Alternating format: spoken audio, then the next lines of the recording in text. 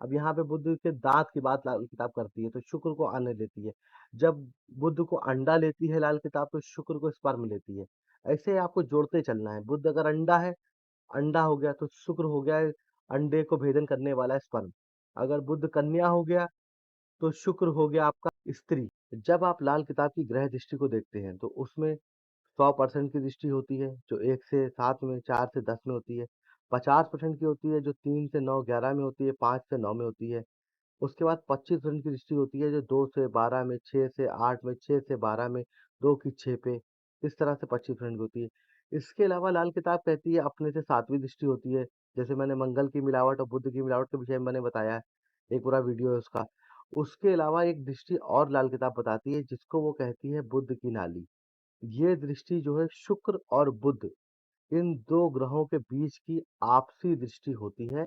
इसको ही लाल किताब बुध की नाली के नाम से जानता है। मतलब पहले आप ये समझ लीजिए ये ग्रह दृष्टि के नियम के अंतर्गत आता है। ये ग्रह दृष्टि की जितनी दृष्टियाँ हैं उससे एक और एक्स्ट्रा दृष्टि है लाल किताब में, जिसको लाल किताब बुध की नाली कहता है। अब ये दृष्टि किन घरों पे लगती है और कब लगती है इसके विषय में बात करते हैं। लाल किताब कहती है हर घर से तीसरे घर के ग्रह, जैसे आप ये मान लीजिए ये खाना नंबर 1 में ग्रह बैठा है और खाना नंबर 3 में ग्रह बैठा है, तो इन दोनों के बीच में कोई भी दृष्टि का संबंध नहीं होता है। ना ये दोनों आपस में अपने गुण को मिला सकते हैं और ना ही इनका कोई एक दूसरे पे असर होता है। ऐसे ही अगर आप मान लीजिए इसको हटा दीजिए 3 का और आप 5 से मान लीजिए, इन दोनों के बीच के घर को कभी ऐसा मिला हुआ नहीं माना जाता है। पर लाल किताब कहती है शुक्र और बुध दोनों एक साथ मुबारक है। मतलब खाना नंबर 7 जो होता है ये जो है शुक्र का भी पक्का घर है और बुध का भी पक्का घर है। तो ये दोनों लाल किताब ने एक साथ ही मुबारक कहे हैं और खाना नंबर 7 दोनों को पक्का घर दिया हुआ है। अब लाल किताब कहती है अगर ये दोनों जुदा-जुदा हो जाते हैं तो इस कंडीशन में शुक्र को अगर बुध की मदद नहीं मिलती है, मतलब शुक्र और बुध को एक साथ होना चाहिए, ऐसा लाल किताब अच्छा मानती है। अगर शुक्र को बुध की मदद नहीं मिलती है, तो लाल किताब कहती है ऐसी कंडीशन में शुक्र पागल हो जाएगा। तो उसके लिए बुध की नाली का कॉन्सेप्ट लाल किताब इंट्रोड्यूस करती है। बुध की नाली का मतलब ये हो गया कि मान लीजिए अगर 3 में ग्रह बैठा है और 5 में ग्रह बैठा है, तो ये दोनों अगर 3 में बुध बैठा है और 5 में शुक्र बैठा है, तो ये दोनों ग्रह आपस में मिले-मिलाए गिने जाएँगे। ये है बुध की नाली। अब बुध की नाली में कौन-कौन से नियम लगते हैं, मैं एक-एक करके डिटेल में सब बताऊँगा। लाल किताब कहती है कि जब कुंडली में बुध आगे हो, मतलब बुध पहले घरों में हो और शुक्र बाद के घरों में हो और अपने से तीसरे होके बैठ जाए। जनरली हम लोग क्या देखते हैं, मान लीजिए खाना नंबर 1 में सूर्य है, तो यहाँ पे बुध होगा या यहाँ पे शुक्र होगा या यहाँ पे आपका सूर्य शुक्र है, शुक्र आपका यहाँ है, तो सूर्य यहाँ होगा, खाना नंबर 5 में आपका बुध आ जाए। तो जब ये बैठ जाती कंडीशन, जब ये दोनों ये जब कंडीशन आपको मिलेगी, ऐसी कंडीशन कि खाना नंबर 1 से तीसरे में बुध और शुक्र बैठे हों, ये कंडीशन होनी चाहिए। अगर शुक्र खाना नंबर 7 में है तो बुध को 5 में होना चाहिए। अगर आपका शुक्र यहाँ पे खाना नंबर 6 में है तो बुध को खाना नंबर 4 में होना चाहिए। ये 1 से तीसरा मतलब ये पहला घर माना जाएगा और ये उसका तीसरा घर माना जाएगा। पहला, ये दूसरा हो गया, ये तीसरा हो गया। तो 1 से तीसरे घर में जब बैठ जाते हैं, चाहे वो किसी भी घरों में बैठे हों, मान लीजिए खाना नंबर 1 में यहाँ पे बुध बैठ गया और खाना नंबर 3 में आपका शुक्र बैठ गया। तो जब ये कंडीशन लगेगी तब बुध की नाली बनेगी। अब लाल किताब बुध की नाली को बताती क्यों है? देखिए लाल किताब ने क्या कहा है, बुध को कहा है कन्या और शुक्र को कहा है स्त्री। और हर व्यक्ति ये बात जानता है कन्या ही बाद में स्त्री बदल जाती है। इसीलिए लाल किताब शुक्र और बुध को एक साथ ही रखती है और दोनों को एक ही घर देती है। क्योंकि कन्या ही जब बड़ी हो जाती है, जब माहवारी शुरू हो जाती है तो वो स्त्री में परिवर्तित हो जाती है। अब चालू करते हैं बुध की नाली को डिटेल में समझना।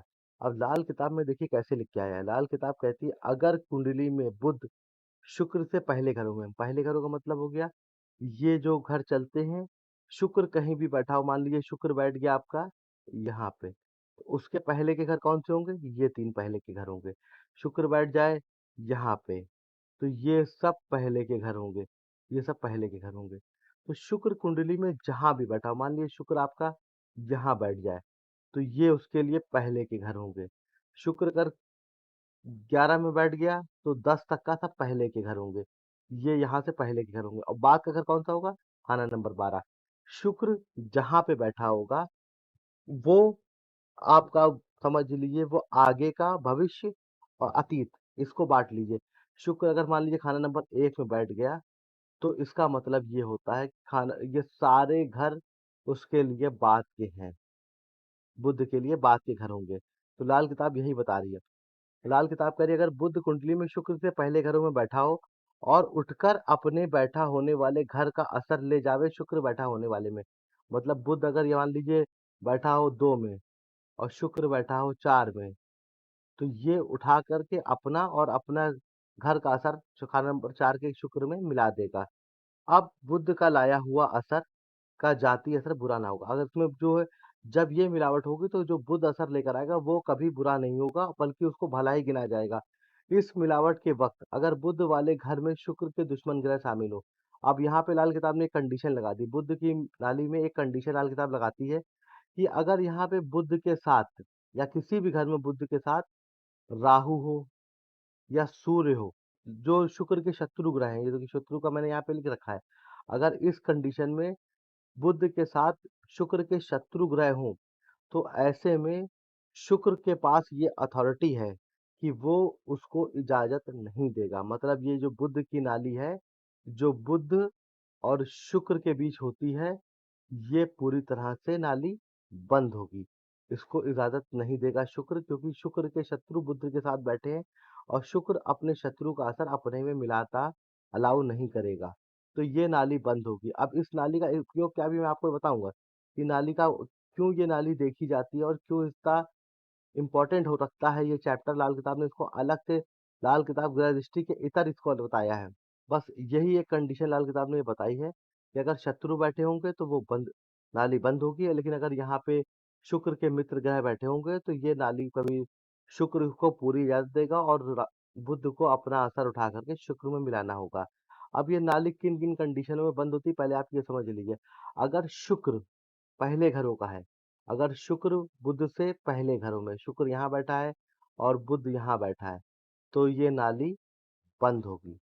क्योंकि बुध की नाली कही गई है, बुध ही अपना असर उठा करके शुक्र में मिलाएगा। अगर कुंडली में बुध के साथ शुक्र के शत्रु ग्रह बैठे हों, शुक्र के शत्रु को देखिए कौन देखे हैं? राहु है, सूरज है और चंद्र है।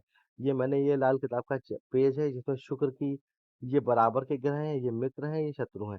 अगर मित्रों में कोई ग्रह बैठा होगा तो जरूर शुक्र इजाजत दे देगा। अगर शत्रुओं में कोई ग्रह बैठा होगा तो शुक्र इजाजत ना देगा नाली बुध को अपना असर उठा के शुक्र में मिलाने की। अब लाल किताब कहती है ऐसी कंडीशन में ये हो गए बुध की नाली बंद होने की 2 कंडीशन।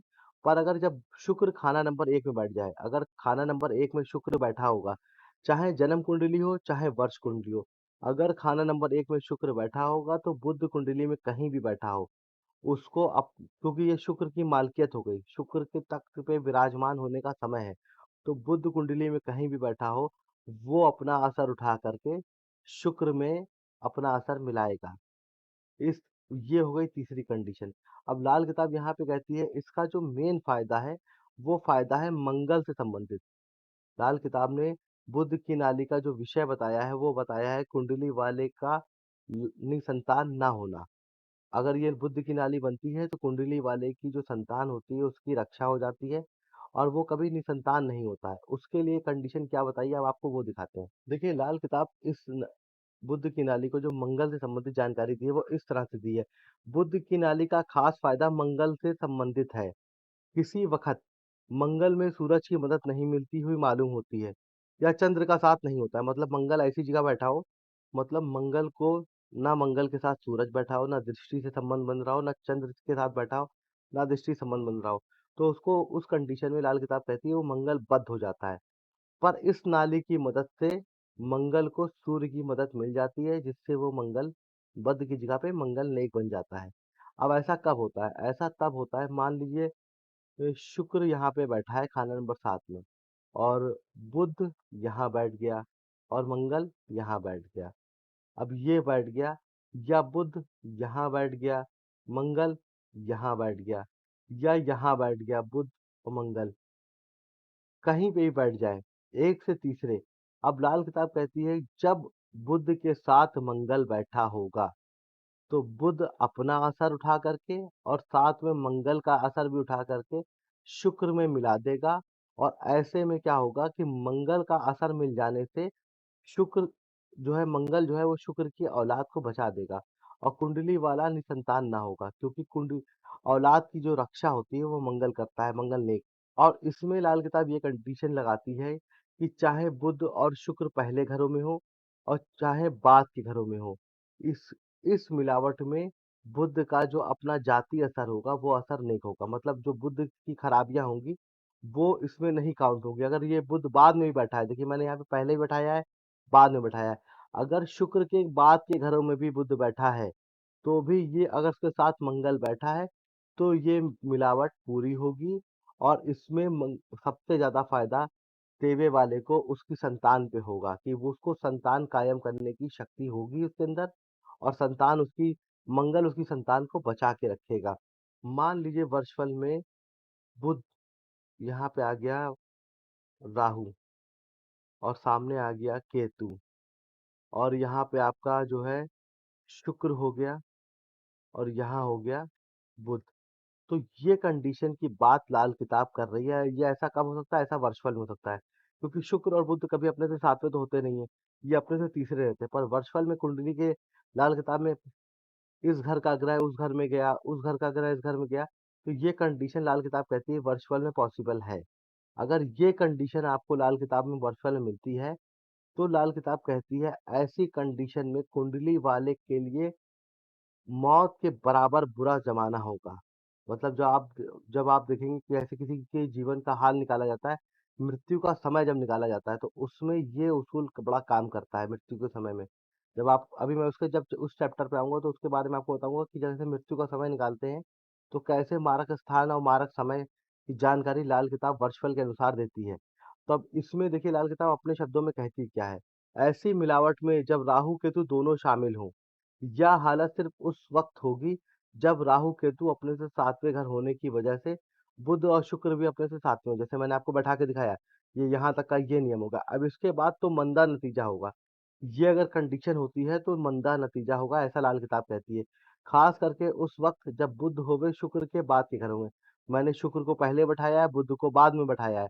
तो ये ही मेन मंदा नतीजा का समय होता है। और राहु और केतु का दौरा भी आ जावे। राहु केतु का दौरा मतलब कोई भी दोनों में से कोई एक खाना नंबर एक में आ जाए, तख्त की मालकियत का दौरा जिसको बोलते हैं।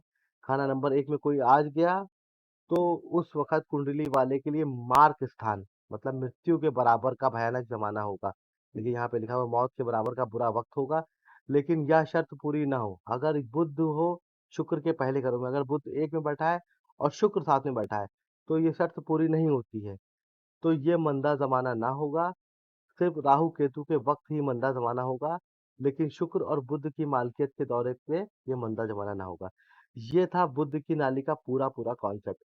लाल किताब ने क्या-क्या बताया बुध की नाली में कि खाना नंबर 1 और खाना नंबर 3 या किसी भी खाने नंबर एक घर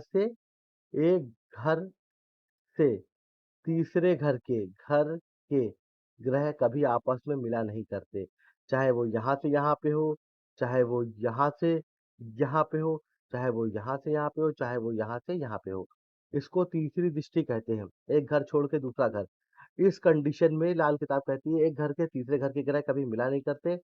पर अगर इन इन घरों में, क्योंकि बुध, शुक्र और सूर्य एक साथ चला करते हैं, तो ये ग्रह अगर यहाँ पे बुध हुआ और यहाँ पे शुक्र हुआ और बीच में कहीं सूर्य हुआ, यहाँ पे हुआ या सूर्य आपका कहीं भी हुआ, तो सूर्य अगर इसके साथ बुध के साथ अगर सूर्य शामिल है, जनरली सबसे ज़्यादा पॉसिबिलिटी है, तो ये बुध की नाली बंद होगी।